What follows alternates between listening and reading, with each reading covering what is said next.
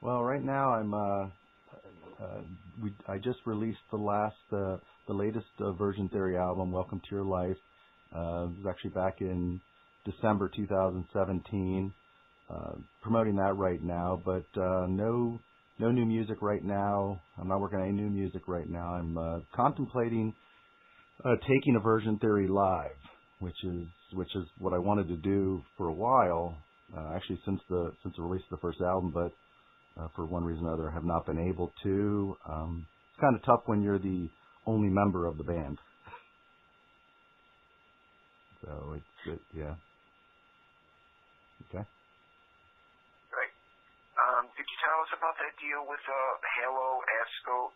What is it? Asco It's Halo Entertainment? Yeah, Halo Askew Entertainment. Okay. How did you get the deal, and exactly what's involved with the deal? Okay, I released the first album back in 2014 just on my own, and then I released the second one in 2015, and in 2016 I was about to release I Am Broken, and I got a message from Chris Pierce, who is the president of Halo Askew Entertainment. He was inquiring, if at that point I hadn't been on iTunes or Amazon. I was just basically doing it through putting it on Reverb Nation, SoundCloud, and I had it through Bandcamp for sale. He, inquired, did I have, would I have my music on iTunes or any of the distribution outlets? And I told him no. So he said I'd love to sign you to the label. Basically, what he did, he got me on all the major music outlets, digital music outlets, and he just promotes me. And he's working on possibly doing a showcase show up in New York City with all of the bands on his roster. So he was talking to me about that, but as of yet, that hasn't come to fruition. So hopefully that'll happen. And he just does a real good job of promoting Aversion Theory, and we work together. I promote Halo Askew, and he promotes Aversion Theory. Win-win situation for everybody. Sure is, yes. Okay. Could you elaborate on your new disc, Welcome to Your Life? Is there a concept behind the new album, or is it strictly just like songs that you created? Yeah, it's there's really with the second album I did, Life as We Know It was actually dedicated to my wife, who is a professional belly dancer, Mickey Gibson. I did the first album, and then I was listening. She's always rehearsing. I'm listening to the music, and I was like, well, I'd like to put some of that Middle Eastern, world music into an album. So it was a little bit of a departure from the first album and the other albums since then. It had the belly dance aspect, as I call it. So that one was probably the most, album that had a concept. The first album was basically just songs I had put together. I Am Broken, the third one was the same way. The new one doesn't really have a concept. I mean, every song is pretty much about, each song has a different theme to it. So there's not really a concept to the album. It's just each song, like you said, is just written, and it has its own meaning. Which I don't, when people ask me, what is your song about? What is this song about? I have an idea, but I like to let people, interpret the songs themselves. What do they might have a totally different, get a totally different idea of what the song is about than what I actually, when I wrote it, was about. And I like that. I like people to come up with their own ideas for what they think each song is about. Sounds good, Jamie. Thanks. Mm-hmm. At the same time of you releasing your last album, Welcome to Your Life, you also released a remix CD, Come Alive. Did you tell us about that? Like what songs are on the actual disc? Yeah, definitely. Yeah, that was Chris Pierce, the president of Halo Askew Entertainment. When I was about to release the the third album, I Am Broken. I had a date picked out, and that's when he signed me to the label. And he said he wanted, he wanted to re-release the first two albums I did. But at that point, he wanted to do that after we released I Am Broken. He wanted to release that as well. So he took a shine to the song Come Alive, the first track on the album I Am Broken. He really liked that song a lot, and he said to me, he does a lot of music himself. He's a musician himself, and he's actually a Grammy-nominated producer as well. So he asked me, hey, do you mind if I do some remixes of Come Alive? And I'd like to release it as just a remix album. It's the original and 3 remixes he did. And of course I said, have at it. It's an honor to have him want to do it. So that's what that was. It's the Come Alive remix album. It's the original version and then 3 of his remixes of it.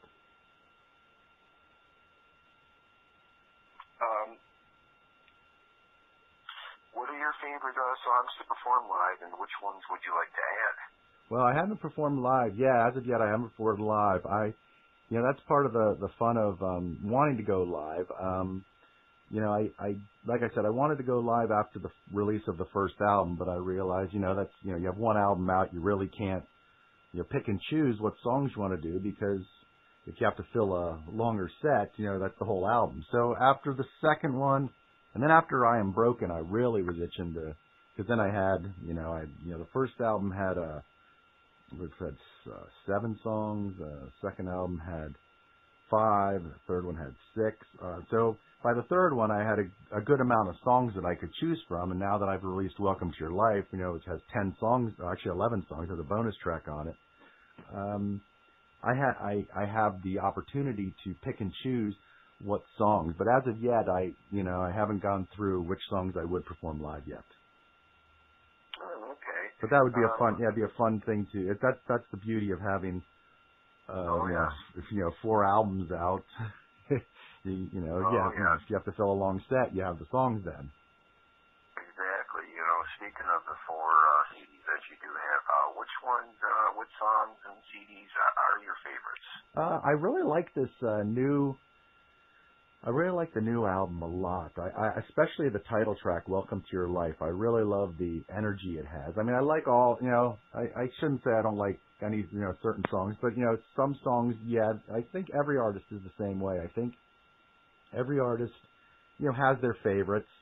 When I was in Death Machine, there was a couple of songs we did live that I just was like, not that I didn't like the songs, but they didn't, do it for me performing them live. I was, there were a couple of songs I thought, the crowd really liked them, but there were a couple that I didn't like. I guess there's certain songs like for every artist on every CD that you really like, but Welcome to Your Life I really like. I like Come Alive from I Am Broken. I like The Chosen One from Simple Relativity for a Complex World, which is the debut album, because that's actually the first song I ever did for Aversion Theory. Do you strictly collaborate on all the material yourself, or do you bring in outside writers? And who would be an ideal outside writer that you would want to bring in? Right now, everything I do is it's just me. Everything is the music, the lyrics, the production. Everything I do is all me. There's a lot of people I'd love to work with. There's an artist, Stephen Archer. He's from Ego Likeness. Brilliant musician, just brilliant. He does his Ego Likeness is him and his wife Donna. And he also has a side project called Stone Burner, which is it's a phenomenal project. I'd love to work with him because he is just, he's a musical genius. He's wonderful. But there's other people, like there's a lot of bigger people I'd love to work with, but I don't think I'll get the opportunity. But Stephen Archer, he's just a phenomenal musician. Sounds good. You're welcome. You had mentioned your former group, Death Machine. Yes. And in 2014 is when you formed Aversion Theory. Was it difficult to start over again? You know what it was? It was very. I'd been in Death Machine for since 2007. I was actually one of the founding members, and it was a tough decision. But at a certain point, 7 years, I was not something where I was bitter about anything. I mean, I did, I was doing the drums, live drumming, and I just felt, it had run its course for me. It was, it was time for me to move on. But I did not plan on Aversion Theory. It was not like I thought, okay, I'm going to leave Death Machine and then I'm going to start Aversion Theory right away. It was, I took a little while off, and I basically had just decided I was going to, I have my drum kit. I was going to just, play my drums. If someone wanted to come over and jam with me, they could come over and jam. I had no intention of really starting a project. But after a little while, I thought, I still have some ideas in my head, some musical ideas. And it's a funny story. I was out, how it all came about was I was out with walking my dogs, taking my dogs for a walk, and I started humming a tune, and I thought, boy, I would love to work on this, to turn this into a song. And one thing led to another. I came home, I opened up the computers, opened up Logic Pro, and started putting loops in, and I thought, boy, this is taking shape. And then I started with some lyrics going to it, and next thing I know, The Chosen One was the first song, and I thought, boy, this is fun. I'll try another one. I'll do another song. And then I started working on the next one and the next one, and then I thought, you know what, I'm gonna do an album. And so then I had to come up with a name for the project, and 4 albums later, here we are. Is there a meaning behind the name of the project? There is a little bit of a meaning. Whenever you come up with a name for a project or a band, it's always it's always tough because so many names are taken out there. You come up with a name and you got to look it up and say, oh boy, someone already has that name. I don't want to do that. I had just wanted to call it Aversion because that's named after the first album I ever recorded with Suture 7 back in 1998. That was our first, I think it was 99 it got released, but the first album we did with Suture 7 was called Aversion, and I just liked that name, but unfortunately there was already a band named Aversion, so I thought, okay, let's come up with Aversion, this, Aversion something, and I went through all these different second names, and I just stuck with, Aversion Theory. I thought, boy, that just had a nice ring to it, so that's how the name came about.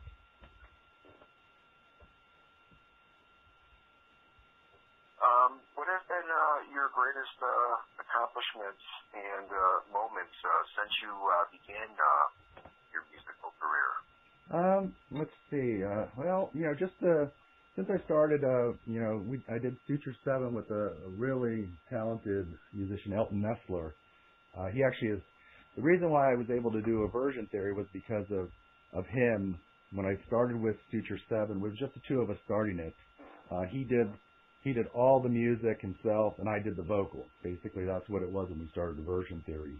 But I watched him work on stuff, and through him doing all that, watching him work on songs, and because I did the vocals, but I still was there for the process of him creating the music.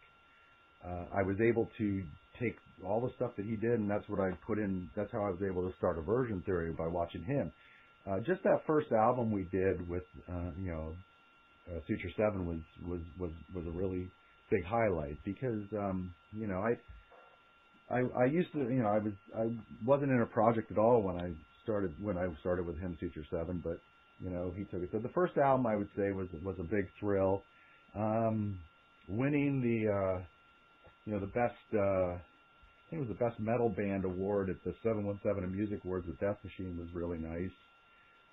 Playing different shows with different, I got to play with through Suture 7 and Death Machine, I got to play with a lot of really cool bands, which every time you got to play with a band that when you thought, boy, I'd love to play with them, and you got to play, with Dope and Hansel and Gretel and Caustic, it was just a thrill, and ego likeness.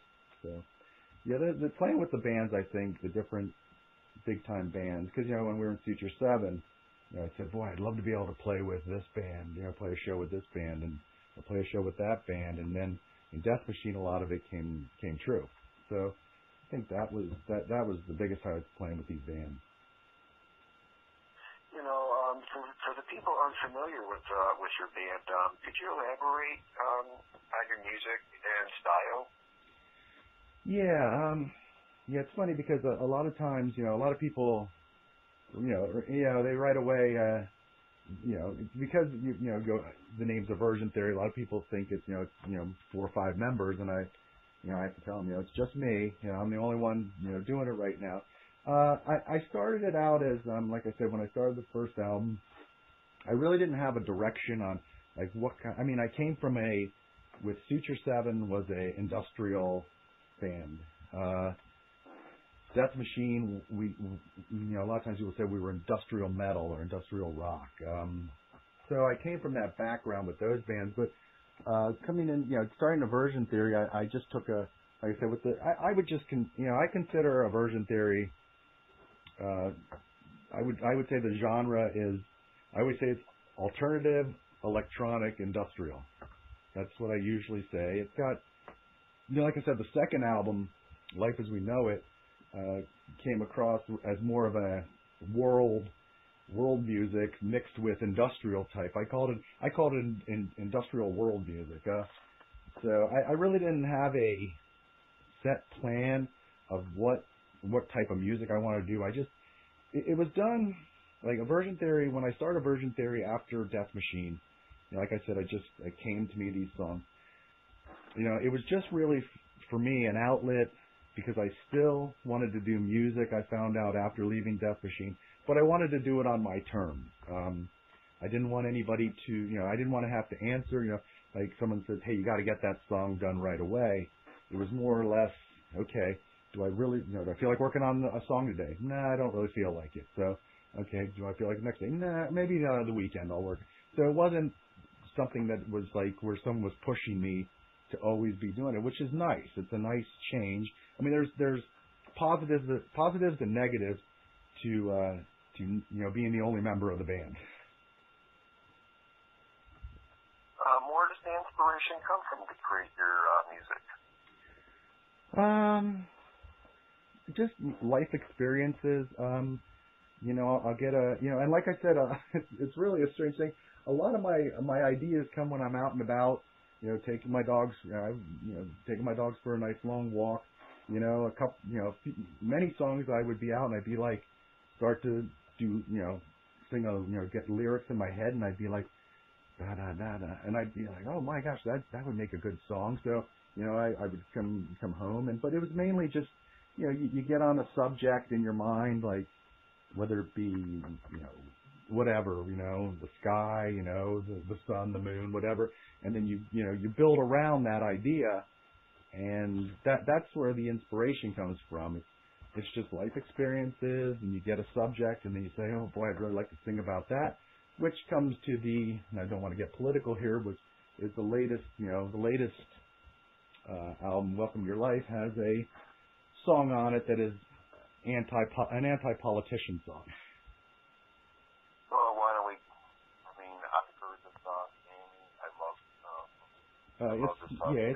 It's The End Is Near. Going on in today's world. Yeah, I do my best to separate. I try not to get political with any my viewpoints. I don't like to throw my viewpoints across a lot of times, but sometimes you just gotta you say F it and do it. So I did write that. The End Is Near is an anti-Trump song. I did specifically write that, and did the video. That's my point of view. Which like I tell everybody, got a lot of hate mail for it. Got a lot of hate mail, people, thinking that I'm anti-American because I wrote it. But like I tell everybody, everybody has their own opinion on what's going on in the world, with everything, from the the school shooting with the guns and everything. Everybody has their their side of the story, their side they're on. So I don't see why it's wrong for me to pick a side, and that's the side I'm on. I tell people when they wrote and said, hey, that's horrible, you should be a terrorist, writing stuff like that, and I say, listen, I said I respect your opinion, your ideas. If you're pro-Trump, that's fine. That's your right. Like I said, this is still America. It's a free country. Everybody has their own right to what they think. So that's I don't tell people, hey, you have to believe what I believe. Everybody has their own beliefs, their own ideas, their own opinions. So I respect everybody's opinion. Whatever they want to believe in, or who they want to choose. If they like someone, I don't like them. I might like someone they don't like. It's like music.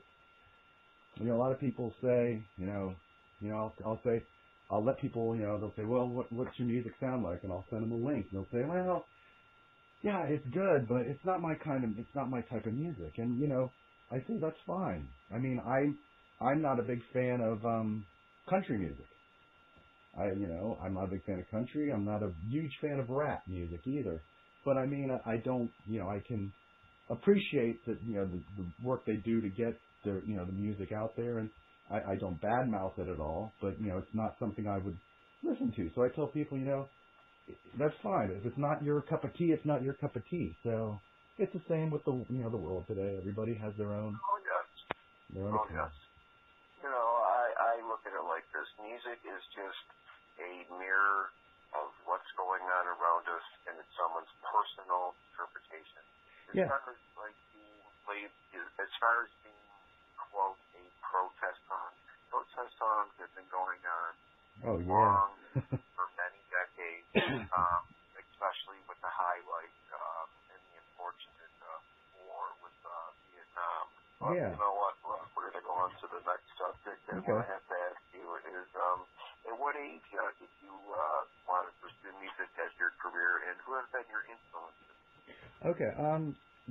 In high school, I've always been interested in music ever since I was younger. The fact is, I always wanted, I wanted to be a guitar player. That was my passion when I was younger. But I came to the realization, I took lessons. I can read the music. I can play the notes, but you can just tell if you're good at something or you're not good at something. And like I said, I could do that stuff, but it just didn't come natural to me. So I decided, okay, I'm not, guitar's just not for me. Then I went on to the drums, and I realized that, the drums is what I could do.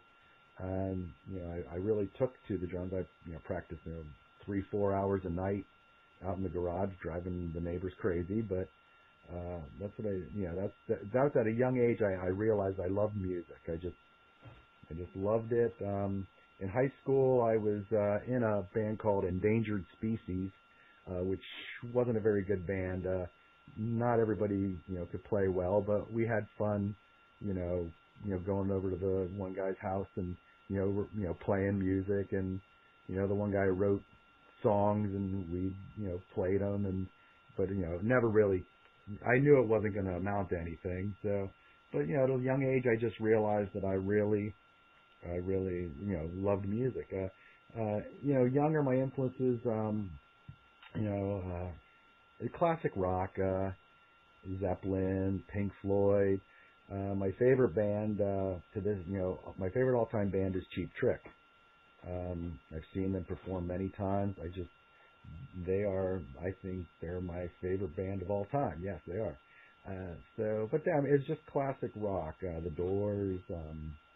I like, and then I, got into some other styles of music. I like all kinds of music. I mean, like I said, I'm not big into rap or country, but I mean, if it comes on, I won't go crazy and say, turn that off. It'll be like, I can appreciate the talent that these people have to do any type of music, no matter what it is. So I don't badmouth it, and basically classic rock is what I grew up listening to.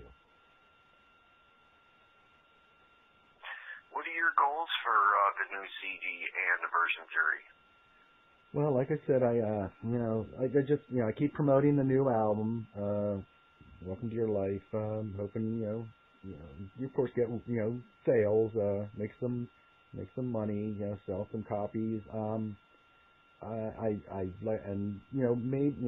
I said, it's not set in stone, it's just in the planning stages, but, I'm going to get another person at least one other person, another musician to be up on stage with me, and hopefully in the late spring, summer, play some shows, some live shows, and not a tour or anything, just a handful of shows here and there. And then at the end of the summer, I'm going to begin working on the next album. Quite busy this year. Mm-hmm. Speaking of touring, Jamie, what would be your dream tour, and who would you want to be on the bill? That's a good question. There's a lot of bands I would love to tour with. Like I said, there's major bands. There's major label bands that you'd love to open for. Sure. But that's tough to come by.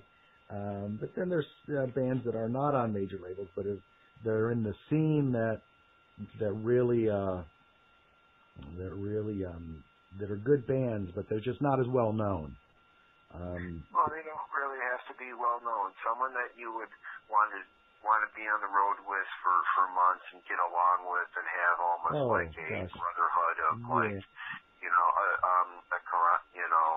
just a fun time. Oh yeah, there's some bands that, like I said, there's Ego Likeness. So I would love to go out on the road with them. They're Stephen Archer and Don Lynch. They're wonderful people. I know them well. I'd love to go on the road with them. There's also Andy Dean, who is he has the band Bella Morte. He also has a side project called The Rain Within, which is a phenomenal project. I'd love to go out on the road with him. He's a great guy. There's other Matt Fennell of Caustic. Love to go out on the road with him. I met him one time. He's a great guy. There's I don't know. I'd love to go on the road with these people.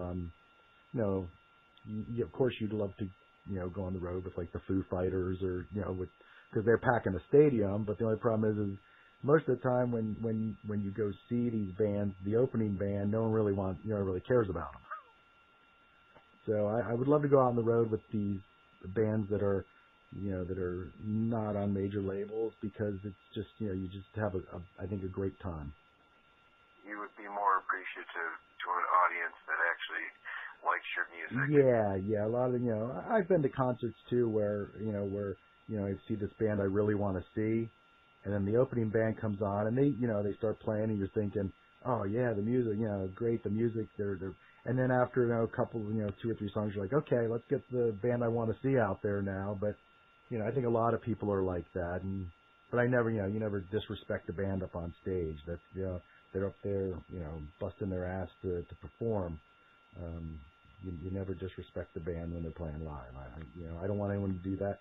Wouldn't like anyone to do that for us. But I'd like to go on the road with these, not I guess like lesser known bands but they're good people, and they're great musicians. What is the best social links to keep up to date with your new music and your upcoming tour? I guess like everybody else, Facebook. I don't have a website for Aversion Theory. I talked it over with my wife, and she said, a lot of people aren't doing websites for things, a lot of things anymore. A lot of bands. it's basically Facebook seems to be the website for everybody, I guess, because that seems to be how you get the word across to everybody these days, which is, so I think Facebook, we're on Twitter too. I'm on Twitter too, but I don't know how many people. I don't know how good of a thing that is for bands. I post everything when I do release something. It goes on Twitter, Facebook, Instagram, Reverb Nation, SoundCloud, then of course Bandcamp has the things for sale. But those are there's some, other, I try to get on as many sites as I can that are music sites to let people know what's going on. But I think, Facebook and Twitter are the two ones that really, whenever I release something, like when I release a new album, right away, put it on Facebook for, everybody to see. I don't know how many people actually see it, but, I put it out there. But there's about all the normal sites and as many music sites as I can get it on. And all music and all bands is going to make sure that you do a great job with yours. Up to date with all your updates. Yes. I just have a question. What do you think about these musicians that write these I guess call these tell-all books / biographies and kind of bash and talk negative about their former past members, and then they wonder why they've been fired and let go. Yeah, To give an example, I would say the biggest one would have to be, unfortunately, the falling out of Bobby Blotzer from Rat. Yes. Yeah, I don't, like I said, with Suture 7, Elton and I started Suture 7. We brought other members in throughout the 7 years, but we were the two main members.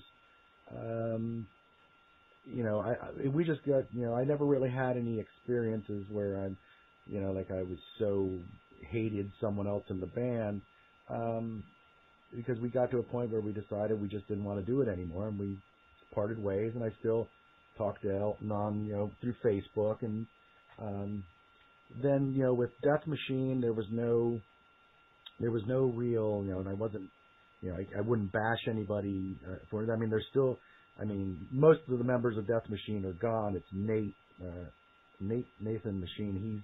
He's keeping it going, which I'm glad he is, because I would have hated to see it just, fizzle out. But he's basically the only one left from when we formed it.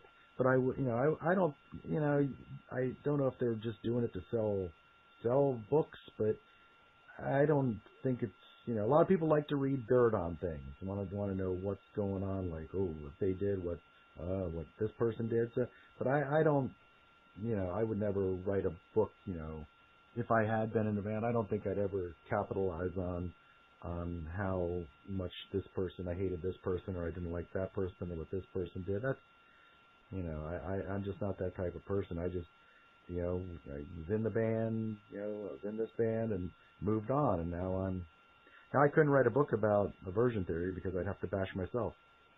Well, I gotta say, James, I respect you for always keeping your personal affairs to yourself, and I also want to say thank you very much for taking the time out to do this interview. Oh, I just think you do, you do a great job on your keeping everything up to date, and it's a wonderful service you do for music. Do you have anything else you'd like to add that I did not cover? No, this is a great interview. I appreciate you interviewing me, taking the time to let me tell some stories. So, you do a great job.